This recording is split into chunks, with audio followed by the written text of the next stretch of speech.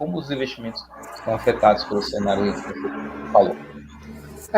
E só para complementar o que você está falando da taxa Selic, né? Eu sempre falo que a taxa de juros de um país é o custo do dinheiro na economia. Então, como você muito bem exemplificou, se a gente sobe a taxa de juros, a gente está desincentivando o consumo, porque a pessoa que tem dinheiro sobrando, em vez de às vezes consumir, ela vai investir esse dinheiro, porque ela vai ter uma taxa melhor. E como você muito bem colocou, encarece o crédito, desincentivando que as pessoas peguem crédito no mercado. Então, esse é um efeito prático importante. A gente já está vendo um repasse na alta da taxa de Selic aumentando nos financiamentos imobiliários, né? Então, esse é outro segmento que a gente observa bastante, que é uma proxy de crédito, é um grupo de crédito importante na economia, que é o crédito habitacional. Crédito habitacional, os bancos começaram a elevar a taxa por causa do aumento da Selic. E agora a gente está, então, voltando agora para a sua pergunta em relação a investimentos, né? O que a gente observa, né? A gente vai ter, claro, uma reação positiva para os títulos da renda fixa, que a gente chama de títulos pós-fixados. O que é o pós-fixado? É aquele título que acompanha uma outra taxa adjacente, né? Ele acompanha uma outra taxa.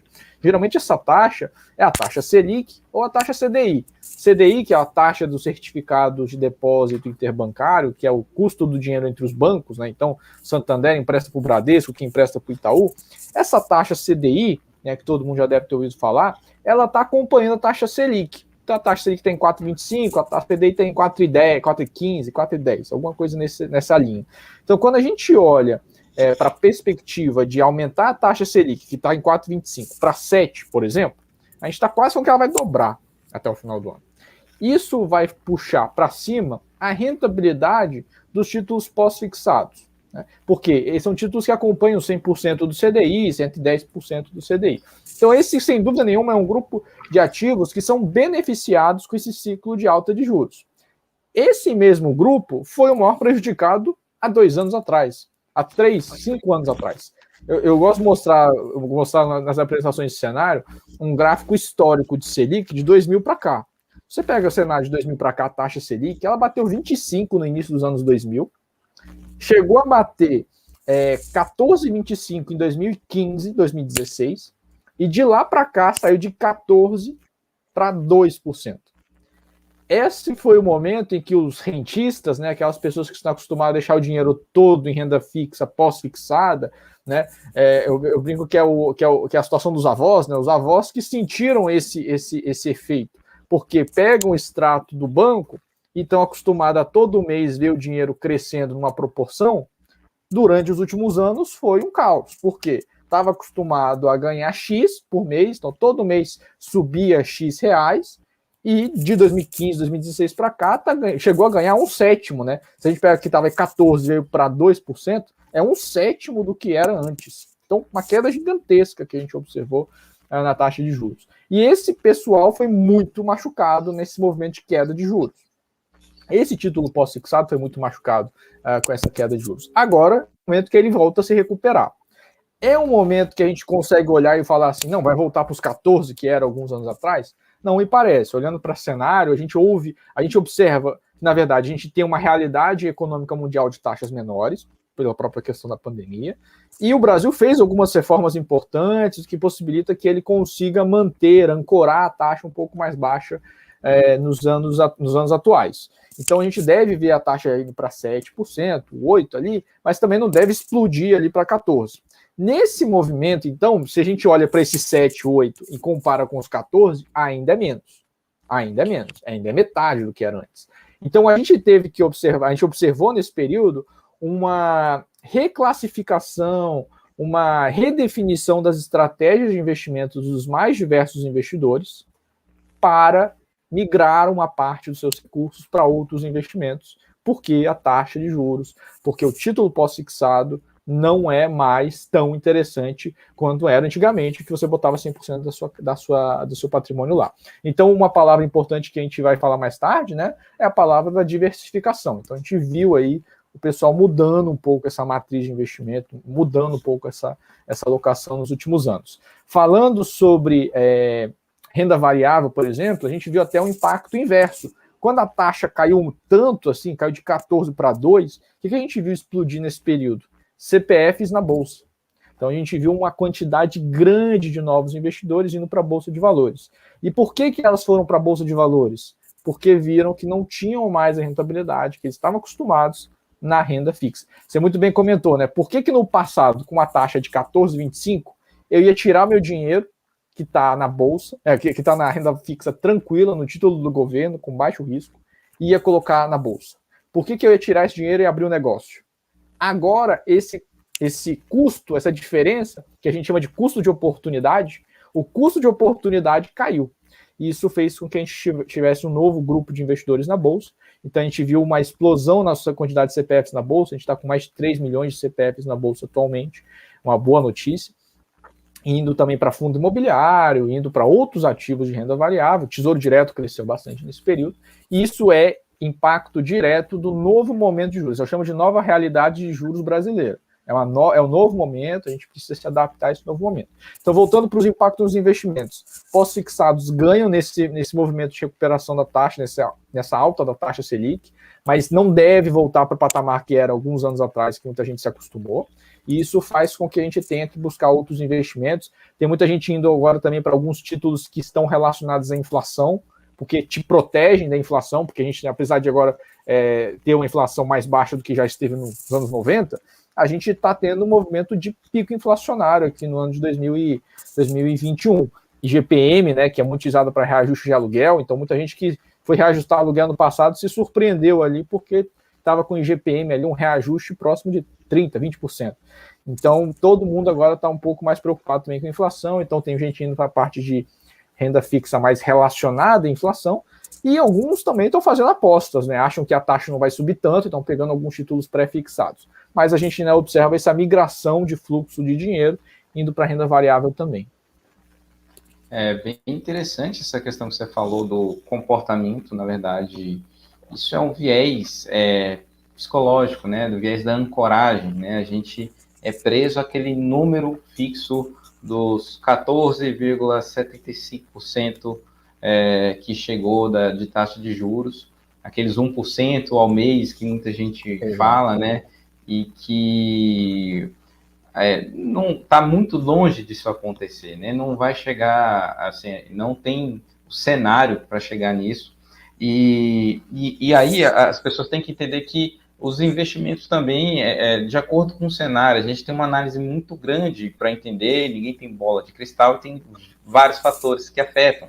Então, a gente precisa entender esse momento para entender como que você vai escolher os seus ativos, que no fundo, eu recebo muito, você também, né? Renan, ô Diogo, qual é um bom investimento? Qual é a bola da vez? Onde é que eu invisto? E aí, você falou da questão da diversificação, e aqui eu também estou falando da carteira, a gente tem que entender que existe uma infinidade de bons investimentos, né? Existe uma infinidade de ativos que podem fazer sentido para uma carteira de um cliente ou de uma família, porque os ativos eles têm os seus objetivos específicos, né? Então, essa construção que, claro, a gente tem que entender a questão do momento e tudo mais, mas a gente tem que entender, além da diversificação entre os produtos, entre as classes de ativos, ali o objetivo de cada família, de cada pessoa, para a gente entender como essa carteira, né, para a gente avaliar. A família chega, não, às vezes uma pessoa tem R$1 milhão para investir e outra pessoa também tem R$1 milhão para investir.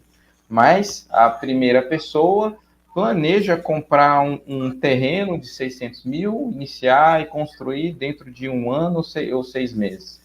Já o outro, não, ali está tranquilo, às vezes é em servidor, não tem problema de renda e não planeja utilizar aqueles recursos. Obviamente que, mesmo sendo o mesmo tamanho de patrimônio ali, de capital investido, a escolha do investimento vai ser completamente diferente.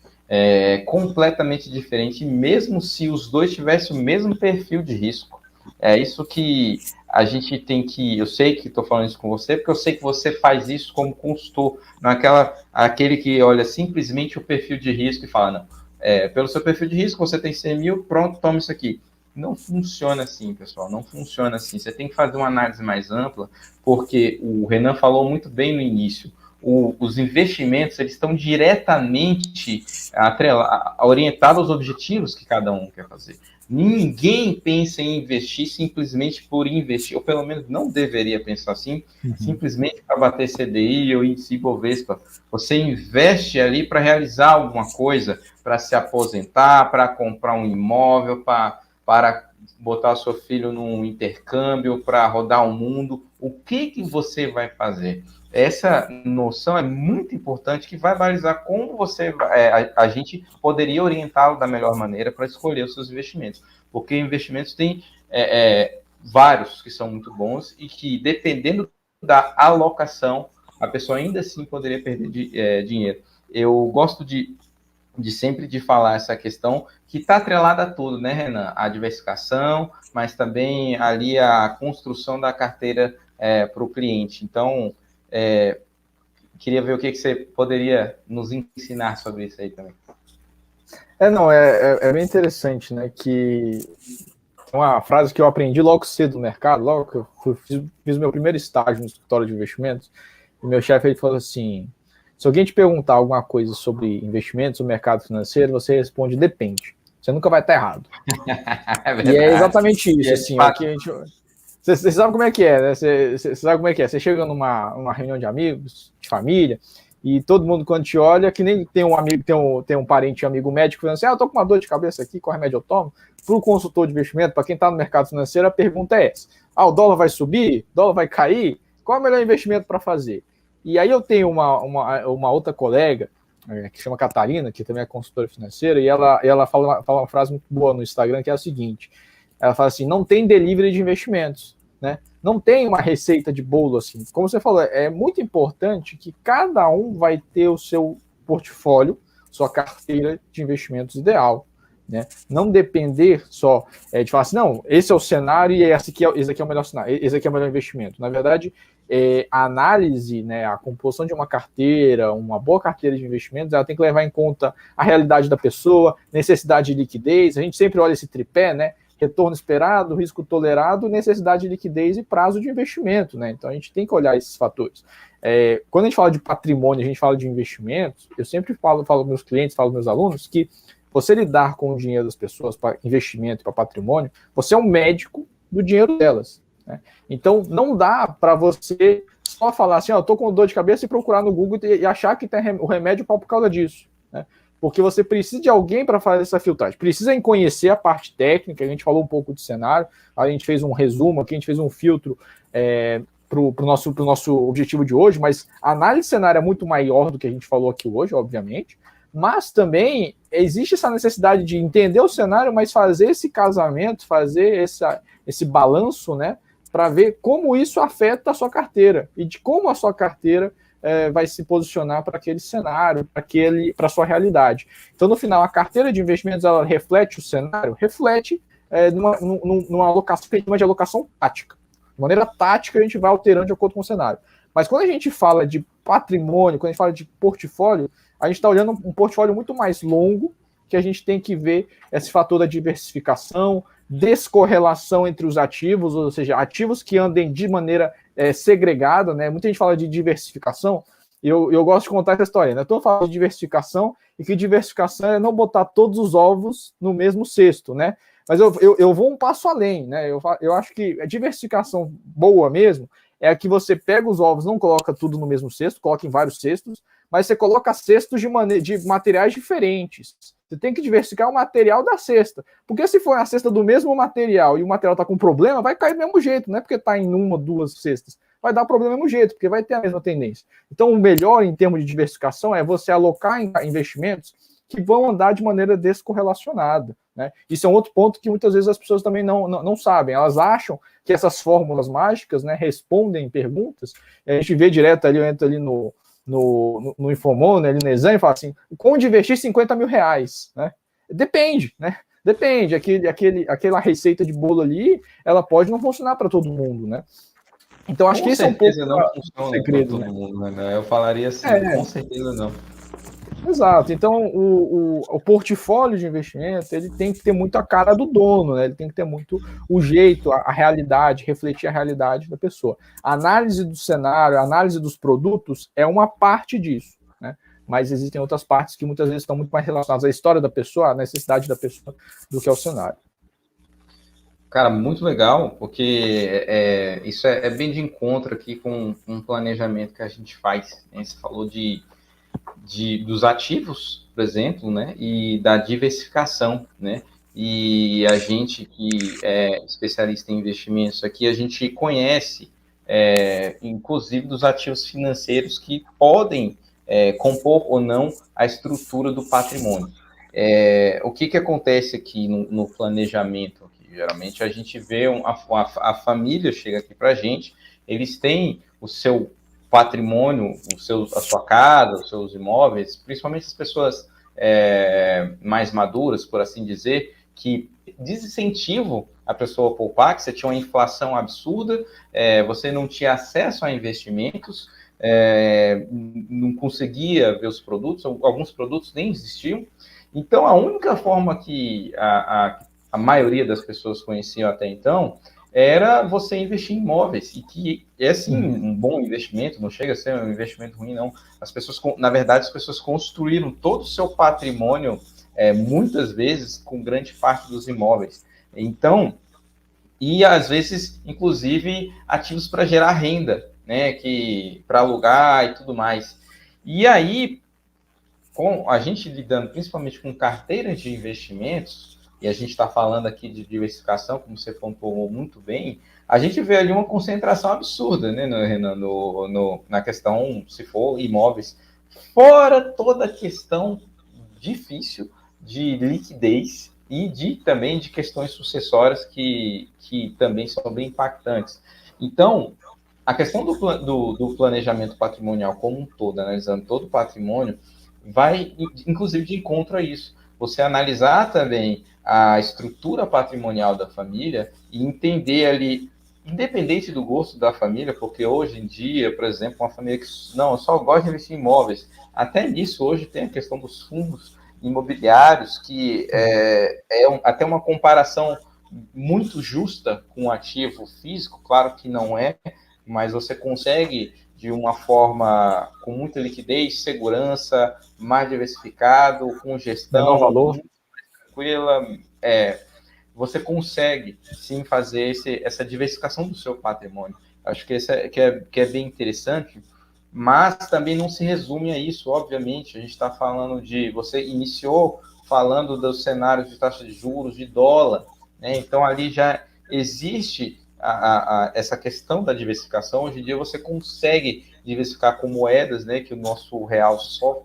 se desvaloriza, né? É muito difícil a gente pensar numa valorização do real ante o dólar, e que isso acaba afetando o patrimônio como um todo da família. E além disso, a gente mora num país que um simples Twitter deixa a bolsa toda apavorada, né? Toda alvoroçada. Então, não tem segurança jurídica que virá para os nossos investimentos. Então, aqui, se uma pessoa, por exemplo, investe tudo aqui no Brasil, ela está concentrando, por mais que ela tente diversificar aqui dentro. Então, hoje em dia, isso já não é nem mais necessário. Você consegue ter uma diversificação não só de ações, por exemplo, né, que também eu conheço muitas pessoas, não que eu diversifico aqui, só tem ações. E assim, tem uma carteira de ações, né? Isso é concentração, né?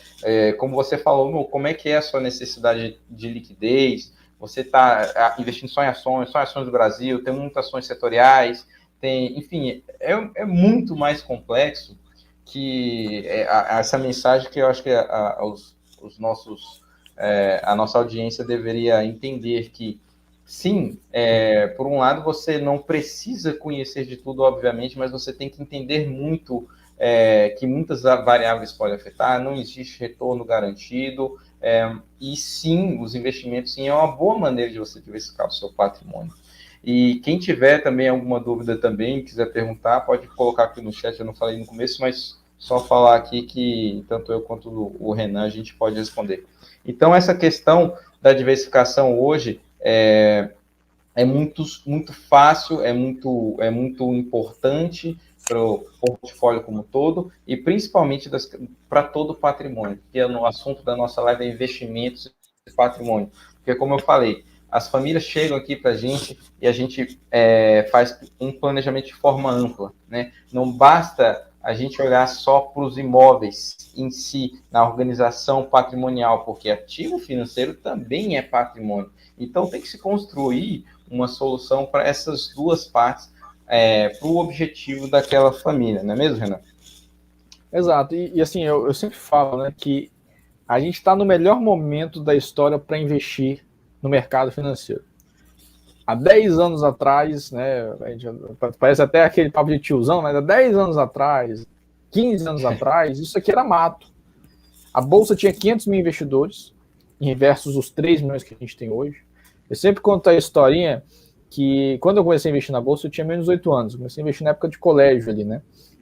E aí eu fui abrir a conta na corretora, que já nem existe mais, era Link Trade na época, depois virou Rico, hoje é Rico, né? Hoje é Rico, virou Rico. Mas era Link Trade na época, e eu me lembro que para abrir uma conta de menor de idade na Link Trade, naquela época, 2009, eu tive que imprimir papel, assinar documento, ir com meus pais para o correio para mandar para São Paulo a documentação para abrir a conta.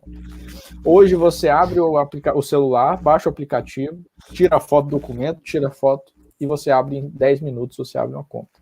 Esse é o primeiro fator. O segundo fator é o fator de custo. Há 10 anos, há 12 anos atrás, achar uma corretagem de R$10 era barato. A corretagem era de 30, 20 reais. Hoje você entra ali nas plataformas, boa parte, né, não é a maioria ainda, mas boa parte já tem taxa zero de corretagem de ações e de fundos imobiliários. Na época que eu comecei, tinha que pesquisar a corretora melhor para investir tesouro direto, porque tinha taxa da corretora no tesouro direto. Hoje todo mundo é taxa zero, né? Então, o movimento de transformação que a gente está vendo nos últimos 10 anos aí é muito importante, porque democratizou o investimento. Hoje a gente tem mais acesso à informação, né? Só vê aí a quantidade de influenciadores, youtubers que falam sobre esse tema de investimentos e finanças. A gente vê que as instituições estão muito mais abertas e focando nesse do varejo, né? Que somos todos nós, pessoas físicas. E a gente vê também agora a própria nova realidade econômica, que não temos mais uma taxa de 2 dígitos. Você estava falando ali dessa ancoragem, né? A gente chama isso em finanças comportamentais, psicologia econômica de ancoragem. A gente fica muito ancorado no número, 14% ao ano, 1% ao mês. Eu lembro que nos anos 2000, a gente achava essas revistas de investimento, até revistas normais, né? Falando, seja independente financeiro com R$1 milhão. Conquiste sua liberdade com R$1 milhão. Por quê? Porque nos anos 2000, com R$1 milhão, você tinha, com 1%, uma aplicação que rendia 1%, que era possível naquela época, você ganhava R$10 mil de maneira passiva. Todo mês você tinha R$10 mil de juros na sua conta. Você vivia com 10 mil, era um salário de 10 mil líquido na sua conta todo mês. Se você pega esse mesmo 1 milhão hoje, você vai estar ganhando uma fração desses 10 mil. Vai estar ganhando ali 0,4, 0,3, 3 mil, 4 mil, então. E além disso, a inflação do período. O que a gente comprava nos anos 2000, o que a gente compra hoje, né? Então, mudou o paradigma. Então, agora, para você ser esse cara financeiramente independente, que está lá na capa da revista, assim, eu posso parar de trabalhar e viver do meu patrimônio, não é mais 1 milhão o número mágico. Já mudou, o número mágico não fica parado. Né? A gente, às vezes, fica ancorado em 1 milhão, mas 1 milhão, na verdade, ele vai andando, porque tem inflação, porque tem nova realidade de juros. Então, a gente tem hoje um cenário muito melhor para o investidor, porque a gente tem mais produtos. Também o Diogo está falando de fundo imobiliário, que é uma categoria que se desenvolveu muito nos últimos anos. Tem debênture incentivada, que é uma categoria que tem menos de 10 anos. A gente também tem, agora, acesso ao mercado internacional. A gente pode investir no exterior pelo Brasil, fundos de investimento no Brasil, ETFs que a gente compra na B3, BDR que a gente compra na B3, mas também tem acesso a abrir uma conta nos Estados Unidos e fazer remessa do valor, né? Então, o repertório aumentou, né? Então, para quem trabalha no mercado financeiro, sabe o que eu estou falando. Se você fez uma prova de certificação há 10 anos atrás e está fazendo uma de novo hoje, já mudou o leque de produto, já mudou as regras, já mudou o próprio compliance, o suitability, tudo isso mudou. E para o investidor, isso foi muito bom, porque agregou mais produtos, os produtos são mais acessíveis e a gente tem também mais informação. Então o cenário é muito melhor agora para você investir, só que precisa quebrar esse paradigma, né? Ficar pensando na época do 1% ao mês, ficar pensando também na época da hiperinflação dos anos 90, que a gente teve, que gerou um trauma muito grande, né? O Diogo estava falando, naquela época da hiperinflação, as pessoas não investiam porque elas preferiam comprar, fazer estoque de comida em casa, porque não sabiam como é que o preço ia evoluir, né? Agora, no momento que a gente já está, que a inflação é mais controlada, a gente tem uma inflação agora de 7% e já fica preocupado. Naquela época, a inflação era o quê? 2 dígitos, né? Então, a gente tem uma nova realidade, acho que isso o investidor também precisa se conscientizar e a partir disso, pensar como é que isso vai afetar a sua carteira de investimentos.